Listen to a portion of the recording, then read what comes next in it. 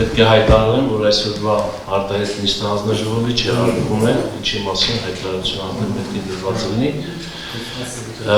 Պատճառ գանում է դրանում, որ հրատապ քննարկման հարցեր կան, որոնք պետք է քննարկենք եւ հաշվի առնելով, որ դեռևս ժամանակ ունենք այս նախագիծը հանձնաժողովի նիստում դնել, մանրամասն կրկին լրացուցիչ քննարկումներից հետո կրկին կդնենք հանձնաժողովի նիստում, ներողություն եմ խնդրում։ Ոչ, նիստը չեղարկվեց։ Պարոն Խաչատրյան։ Լրացուցիչ կհայտնենք նիստի օրվա եգրանից։ Մի քիչ անհասկանալի է, որ 2 րոպե առաջ է չեղարկվում, հատկապես որ Պաշտպանության նախարարի ազգային ժողովի շենքում է գտնվում։ Մեզ համար խիստ անհասկանալի է, նաև հասկանալի է, որովհետև իշխանության համար պարզ է, որ այսօրվա քվեարկության արդյունքում հանրաժողովում տարիները բաշխվել են այնպես, որ հանրաժողովը տարբեր բացական եզրակացություն, նաև հասկանալի է, որ հանրային մեծ ընդվզում կա եւ տարբեր հասարակական քաղաքական գործիչներ, հանրային գործիչներ, ընդհանուր մինչև մարդու իրավունքների պաշտպանը տվել են իրենց բացական եզրակացությունը։ Ամեն դեպքում մենք հետամուտ ենք լինելու այս հարցը ընդմիշտ Հայաստանի Հանրապետության օրակարգից դուրս բերելու համար։ Հայաստանի Հանրապետության զինված ուժերը բոլորինն են, բոլորը պարտավոր են ծառայել Հայաստանի Հանրապետության զինված ուժերում, պետական մարմինները պարտավոր են կոռուպցիան, եթե ասում են, որ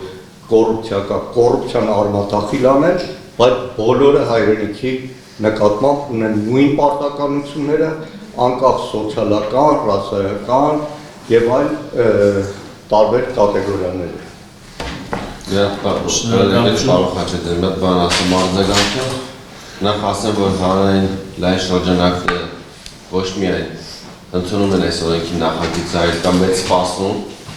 եւ Սփյուռքում բնակվող մեր հայրենակիցների կողմից եւ Հայաստանի Հանրապետության տարածքում բնակվող մեր հայրենակիցները շատերը սպասում են օրենքի նախագծի ընդունմանը, ինչ իր հետ բերելու է ներգաղթ, հետախուզման մեջ գտնվող հայրենակիցների հետ վերադարձ, բերելու է արտագաղթի կանխում եւ այն բոլոր դրական ցուցիչները, որոնք ես պարբերաբար նշել եմ եւ պատրաստվում եմ նաեւ այս նիստի ընթացքում նշել, ցավում եմ, որ որոշում է կայացվել նիստը հետաձգելու մասով, քանի որ օրենքի նախագծի մեկ օր ընդունումը կանխելու է Հայաստանի Հանրապետությունից արտագաղթ եւ քաղաքացիությունից հրաժարվելու արատավոր երևույթը, որը մենք այսօր Հայաստանի Հանրապետությունում ունենք եւ այն խեղված վիճակը, որը առկա է զորակոչի համակարգում շտկելու բացառիկ հնարավորություն ունենք, որը պետք է օր առաջ իրականացնենք։ Ես պետք է ասեմ, որ հետամուտ պետք է լինենք, պարոն Խաչատրյան, որպեսզի մինչև առաջիկա զորակոչի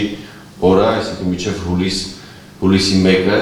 կամ հուլիսի սկիզբ օրենքը ընդունվի երկու ընթերցումներով եւ մտնի օրենական ուժի մեջ, իր բերելով բոլոր այն դրական հանգամանքները, որոնք ես նշել եմ, մենք պետք է հետեւողական լինենք եւ ընդդիմությունը կարծում ու քննարկումների արդյունքում պարտավոր է եւ կգա նաեւ այդ ճիշտ եզրահանգը։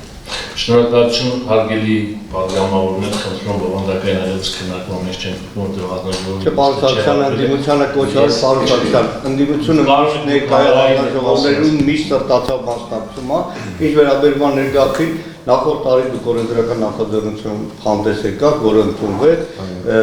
քրեական հետապնդումից ազատվելու, բայց թվերը լրիվ ուրիշ բանի մասին է խոսում, 70 քանի հոգի է միամուշտով դադարեցնում են քննարկումները, իրոք նախագիծը